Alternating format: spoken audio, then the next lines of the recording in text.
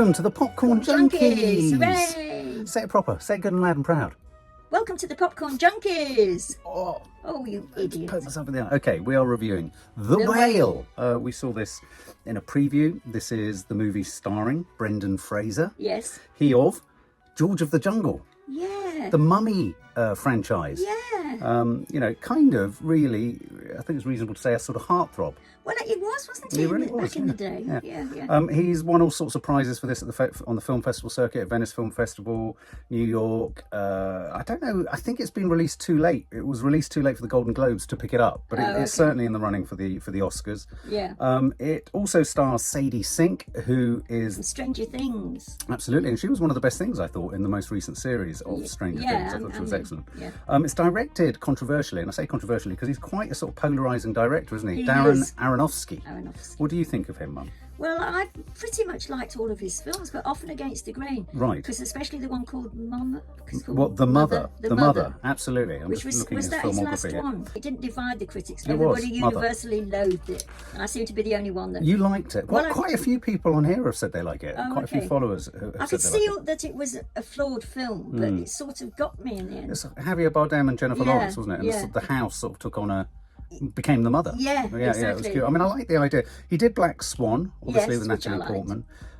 He did The Wrestler, which Yes, resurrected Mickey Rourke. Yeah, and that was a father-daughter relationship. It was, as well, wasn't it? Yeah. And Yeah. I have to say, I thought Mickey Rourke was really good in that. Yeah, I did too. and How long ago was that? The Wrestler was 2008, so that was 14 years. I think Mickey Rourke got nominated for an Oscar for that. He probably did, yeah. Requiem for a Dream seems to be the film that kind of split people.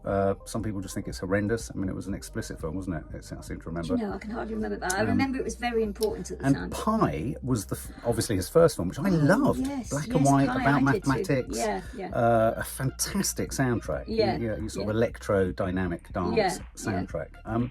So he's made a really mixed bag. Anyway, so it's directed by Darren Aronofsky. This is based on a play, and it also stars Chau, Ty Simpkins, and Samantha Morton. And Chau, you will have seen recently in The Menu, and she was excellent in that, I thought. Yeah. Let's just start with the opening scene, because I think in a weird way, the opening scene almost encapsulates, when you do sort of charades and sometimes people go rather than one word, two words, three words, they say the whole thing. Yeah. I feel almost in the first scene you could encapsulate what works with this film or what doesn't work with this film in the first scene. And it starts with a incredibly graphic and uncomfortable scene. Uncomfortable in the first instance because you're immediately seeing a morbidly obese, hugely obese individual, which rightly or wrongly throws up all your challenges, all your perceptions, prejudices, thoughts about. And he's masturbating really quite furiously, sweating. There's gay porn on the television. You see it from the back. The sound effects leave very little to the imagination. And it's an incredibly sort of depressing, decrepit, and I have to say I thought unsympathetic opening for this character. Honest, one could say, in a way. You could say it's honest, but of all the scenes to choose to come in on this character, I just felt, I don't know, I felt deeply uncomfortable about it. I think it meant to. Yeah. And yet again, in a weird way, I suppose what it was trying to do was it was trying to represent the darkness of his situation, the loneliness of his situation, the desperation, the fact that just because he is what he is, it's not that he doesn't have urges. Of course he has urges and all this kind of stuff. It's very fast. It moves on very quickly to... It does move on quickly from that, but it's very hard to shake it as a scene, I thought. And then we had this Ty Simpkins, I think is the actor, who sort of comes in as a sort of, you assume, a sort of religious kind of, almost Mormon-esque kind of guy from the local church, trying to, and what happens in that narrative is he tries to sort of save Brendan Fraser's soul. And we quickly, the setup, to sum up quite quickly, is he's gay.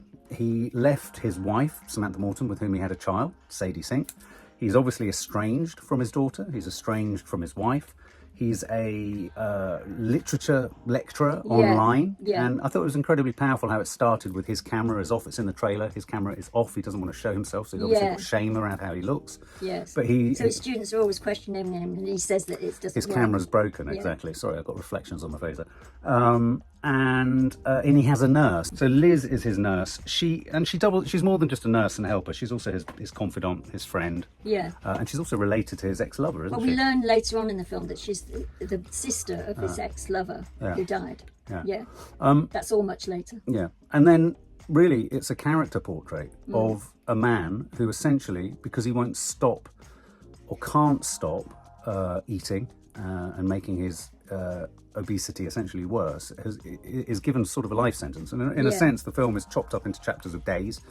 And you're essentially waiting for him to die, because she sort of gives him 7 days, doesn't she? I mean, in the beginning sequence, which, as Mark says, starts with that sort of graphic sexual image, but moves very fast onto him not being able to get his breath, and we almost, from that second, understand that he's living under a threat of death.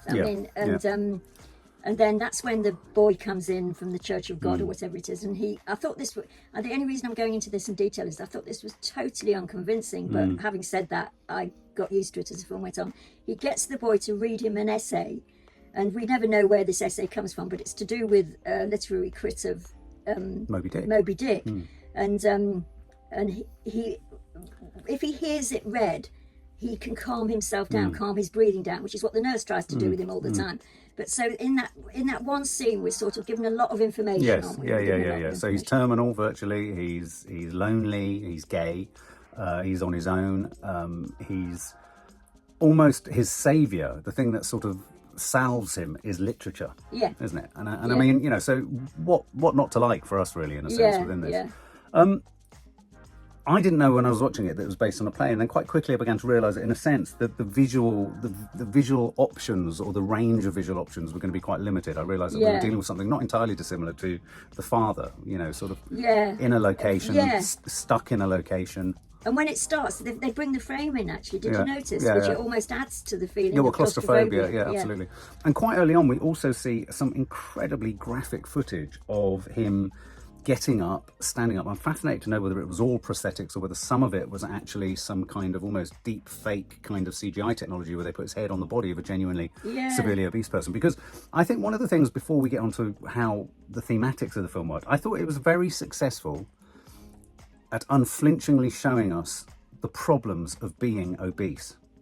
Yeah. I mean, just thinking about the logistics of what it meant to be his size, I thought it didn't at all shy away from showing, I hate to say it, some of the things that we probably pruriently wonder about regarding people of a certain weight, you know, in terms of the pulleys, the getting into bed, the getting to the loo, getting up, getting out, and all that kind of stuff. And I thought he played that absolutely astonishingly. Yeah, I did too. And I don't know if you noticed on the soundtrack, they used this kind of, the soundtrack moved into a sort of swelling type of symphony to kind of emulate the sense of a whale from Moby Dick. I think the parallel or the metaphor of Moby Dick was a curious one. I kept trying to work it out, because at times it felt like we were in a ship. It felt like we were below deck. Oh, okay. I don't know if I thought that. Okay. I don't know whether he was going for that, but I had that sense of creaking and the outside and the elements outside, and him almost the captain of his ship, but also obviously being the whale. And then the story turns into a tense standoff relationship between him and his daughter. His daughter makes contact with him. His daughter, Sadie Sink, comes into the house, comes into his life. Now, she's angry, and I'm a fan of Sadie Sink. She's furious. She's furious, and she stayed furious. And there wasn't one bit of the film where she wasn't furious. No, but there was also no light and shade to her fury. No. And I think this was nothing to do with Sadie Sink, because we've got proof that she's a great actor. I think she was directed badly. Okay. I think she was kept at a certain pitch where you felt there was no evolution in her relationship with her father. I agree with that entirely as a sort of comment, but I got used to it to the point where I didn't see it as a bad thing. Right. In a way. Okay, yeah. I mean, he was, I'm sorry. And she was fury. He was, you're amazing. And she was still fury. And somehow the fact that she played it, and she did, it's true, she totally overplayed it, sort of worked for me in the end. Right. Okay. Well, maybe that was because you were that sort of teenager. Maybe. She was very angry. And her anger, you know, her warmth towards her father, I was striving to find warmth across the arc of the film. You know, she goes to him, he says he's going to give her money that he saved, he offers to help her. You know, he bribes her basically into coming and visiting him, which, you know, this is writ large in this film, but there's that aspect, in a sense, to all parenting, is how can you entice your child into relating to you? What can you offer as a parent to kind of draw them in? One of the problems I just had slightly was how intensely he was into seeing her as soon as he saw her, and yet how that hadn't impacted on his behaviour in the past. So he does repeatedly say, I wanted to keep in touch with you. Yeah. I tried to keep in touch with you. Your mother wanted to keep me at bay and all that kind of stuff. Yeah, So it's, as the trailer suggests, this is a film about a father-daughter relationship, an estranged father-daughter relationship. I was really surprised because I thought this was going to absolutely throw me all over the place emotionally in terms of my story with daughters and access and all that kind of stuff. And weirdly, it didn't. No. It held me at arm's length. And I think part of that is because of his ability, which I found sometimes frustrating. But I thought he played it brilliantly because it's what he was told to do in a sense. But his ability to see something amazing in everything. Yeah, that drove me a bit mad. I found it a bit annoying. Yeah. But I think we were meant to. Yeah, well... Because in a sense, within him finding everything amazing was almost the same drive that was driving him to death. Yeah. I mean... Put succinctly, what I felt that this was a brilliant film in terms of showing us what a morbidly obese person goes through, in terms of the physicality, in terms of dealing with day-to-day life and all of that sort of things. And I didn't feel there were sort of about 4 or 5 even stories going around that: his job, the nurse, his gay lover, his daughter. I didn't feel any of the other stories were dealt with at all. I mean, I sort of felt like it. Take his gay lover. I mean, we were given clues, and they were no more than clues. I felt that it was a huge thing. He'd left his wife.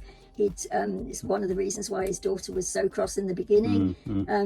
He keeps a room just of his things and that he looks at. Yeah, right. But I got no idea of the man or how it had. What he was missing or what was lost. No, exactly. I mean, the strongest drawn relationship was really between him and Liz, his nurse, wasn't it? Yeah. That was the strongest sort of bond. I didn't buy into, and this isn't a problem with the film, this is a problem with the play. I didn't buy into, I didn't see the need for the religious convert. No. And yet, I think what this film was trying to do was what Paul Schrader and Scorsese often do, which is it's a tale of salvation, isn't it? And the end is very much about that. It's about how God can save him, whether God in the end does save him, whether his ability to see good in everyone. I mean, and there's also that thematic, isn't there, where clearly Sadie Sink does something that's actually just horrible to someone, but he manages to skew it into, even in horrible actions, things can happen positively for people. Yeah. I don't agree with that. No, no. It might sometimes happen, but it's not a truism. No, it's not. And also he has a sort of a change of heart completely, where he, well, I suppose I'm still saying the same thing, that I believed in him.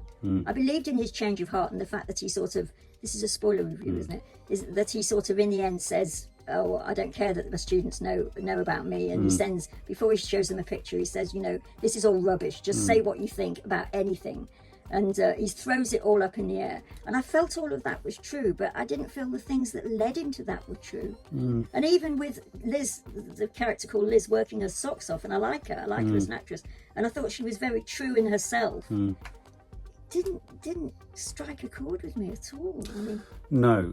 I think, okay, I'm going to sort of say fundamentally what I think. I think Brendan Fraser was excellent. Yeah. I thought everything he did, everything about his inhabiting of the character was, and I hate to use this comparison because they're incomparable roles, was everything I didn't feel Cate Blanchett did in Tar. Oh, okay. I didn't feel he was performing. I felt that he struggled with his own weight. He struggled with being a hero, with the body of a star, Brendan Fraser, and changing, not to this point, but changing, physically very much. And there being press coverage about that. So he's experienced that. He's also talked about being the victim of abuse within the industry too. So I very much felt he was almost at his most comfortable when he was in his... He could have sat in that chair and I could have watched him for hours. Yeah, and me. I mean, he was... Well, I could absolutely agree. And that's a huge tribute to the man, because it almost, when he wasn't delivering the script, and when I say the script, I mean delivering the kind of the corner turns that the script was requiring of him. I found him at his best when he was... I just wanted more of him on his own. I wanted to sort of see and feel and sense. I thought his portrayal of, the such sadness around food, and ironically the part of the film I found the most moving and the most upsetting and that cut me to the quick, and I don't want to get upset about this, but when I go into my addictions, and Nadia's often said this, I think one of my addictions at the beginning is food. I use food to comfort myself a lot. And when he was just force feeding, at first I thought this is unbelievable, and then after that, I thought, no, this is the logical conclusion of where I could go with food if it wasn't alcohol. Yeah. And I found that excruciating to watch. I thought he played it brilliantly. And yet, this isn't Brendan Fraser's fault. Darren Aronofsky made some really curious choices that really distanced him. So I felt the sound effects around him eating was so amplified that it removed your ability to feel empathy or compassion for his addiction, to the point of licking lips and all that kind of stuff. And okay, it's not to say that sound wouldn't have happened, but I felt there were little details like that where I thought Darren Aronofsky almost demonstrated his dislike of Brendan Fraser's character. And so I feel Brendan Fraser was delivering something way beyond what the script, the plot, and the play was trying to do. I thought he I think he sort of outstripped all the bits of the filmmaking by just being this incredibly believable personal bulk of a person at the centre of this film. Yeah, I mean, I entirely agree with that. I hadn't sort of thought of it in such logical terms, but that's true. I mean, as I was watching it, I was thinking exactly the same as you, which was, it sounds bizarre that, did I want to sit there and watch more of a man simply shoveling food into his face? I did. Yes, because I wanted to understand it more, and I think it's that taboo that you're not allowed to see. You rarely see, I mean, I'm thinking of Leaving Las Vegas, you rarely see addiction in action. No. And as you say, that is the logical end point of an eating disorder that involves eating too much food, is that you shovel it down to the point where it kills you. Yeah. And in that sense, one felt that he was doing that. And I do agree now, I didn't think this as I was watching it, but now you've said that somehow the director wasn't in sympathy with him. No, it's really weird. Which is a really interesting thing to think. It's really weird. It's like I felt Brendan Fraser was really pulling us in. Yeah. And not in a saccharine, mawkish or soppy way. He was bringing us into the rawness of what it meant to be in this terrible state, this contradictory state, and at the same time loving such beautiful things like Moby Dick and what have you, wanting to love his daughter. And I just felt the whole film didn't really know what its position was on him. It didn't seem to know how it felt about him. No, it is. I mean, and curious. It is curious, and I don't even know whether it's worth even saying this as a point. But isn't that part of Aronofsky's problem, is that you never know whether he's feeling sympathy with his characters or not? He feels quite dislocated from most of his characters. That's what I mean. There's almost, if you think back to the Pie. one... Yeah. Even Pie, the character. And Black Swan, I mean, that was really, sort of in some senses, horribly dislocated from the character. Which makes for an interesting watch. But because this was so to come in on to finish off what I thought, because I don't know when I was aware that it was a play, but I was aware very early on, as you say, for all the constraints, the limitations of it.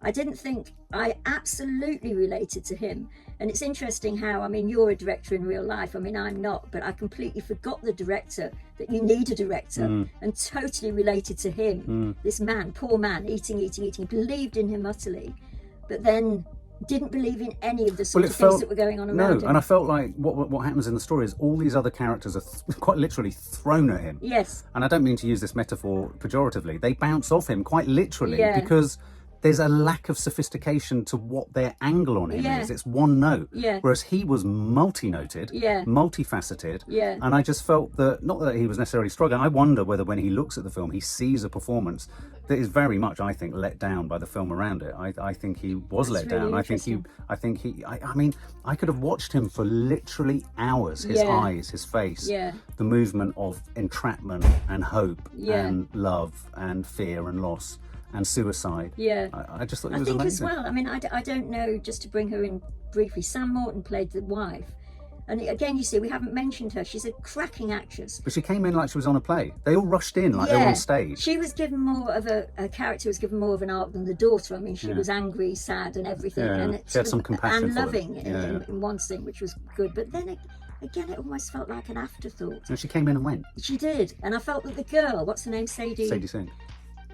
She does come in full throttle at the beginning, but she keeps that exact same thing all the way through it, which is annoying, but I got used to it. But I don't think she was helped by the director either. No, that's what I think. That's what I was saying at the beginning. And I also think, her posting images, humiliating pictures of him on Facebook and all that kind of stuff.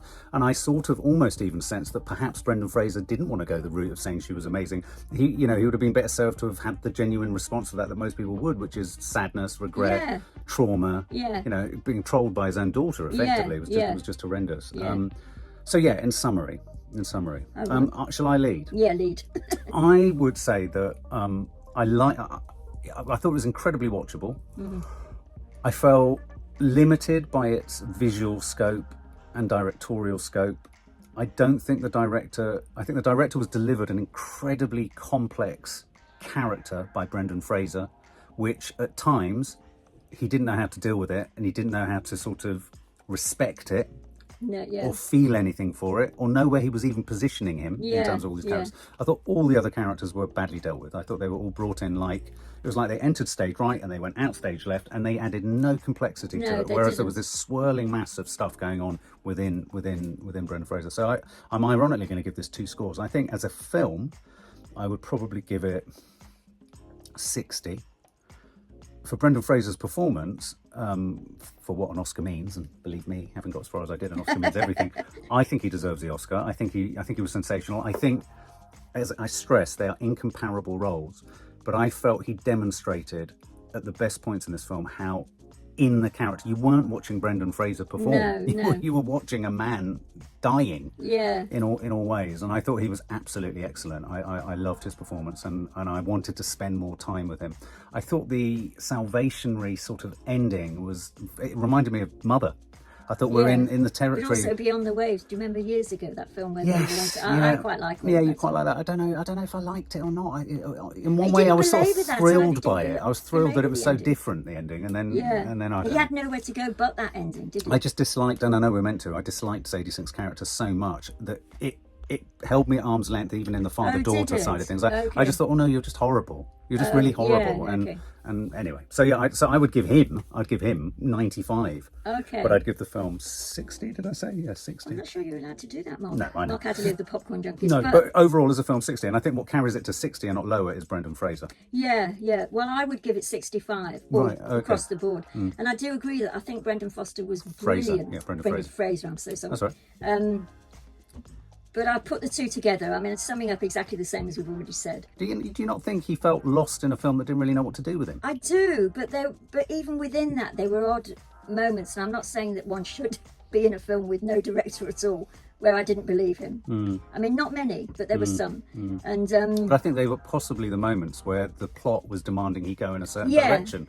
Maybe. Whereas he could have performed that whole film just in one place on the chair. Yeah. Just going through everything that a man is about to die is going to go through. Do you know what I mean? Absolutely. It almost felt like they felt they needed to busy it up with other stuff, and they just didn't. I know, but there's also sort of what I loved about it was that he's a morbidly obese person with all that entails, and yet when people sat next to him and they had conversations, or in Sam Morton's case, she snuggled up to him or anything, that was totally believable. Yes. I mean, it was believable that he could engender love in some respects, and certainly with Liz, because if that wasn't true, then you would have started to think, well, the Liz character for a start, he's really he's not generous with her character at all, is he? The character.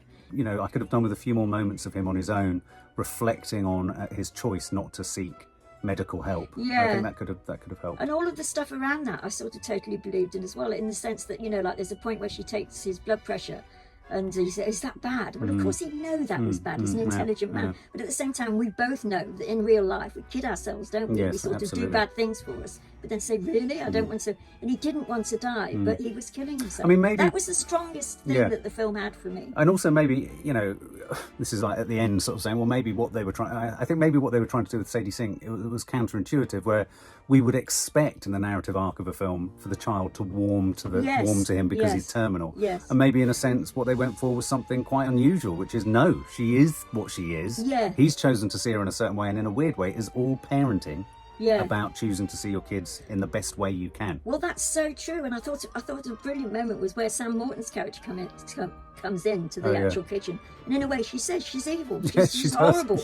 And until that point, we've only had the fact that she's acting her socks off and she's very aggressive. We haven't been able to formulate that as even a phrase. I thought that was really good, but so suddenly it's getting better. No, but overall I would say 65. 65, okay. Well, there you go. Certainly go and see it, and it's well worth watching for Brendan Fraser, but it's an unflinching portrait, and the director doesn't have a huge amount of compassion for showing those scenes. He shows them in a very graphic and alienating way, I thought. But maybe again that was the point. Just a very brief thing, and it's not really that important, but I felt the sort of analogies and the sort of picking up on the Moby Dick thing all the time, and on the essays that his students wrote was poor and sort of not even. It was Dead Poet Society light. Yes, exactly. Yeah, no, exactly. I agree.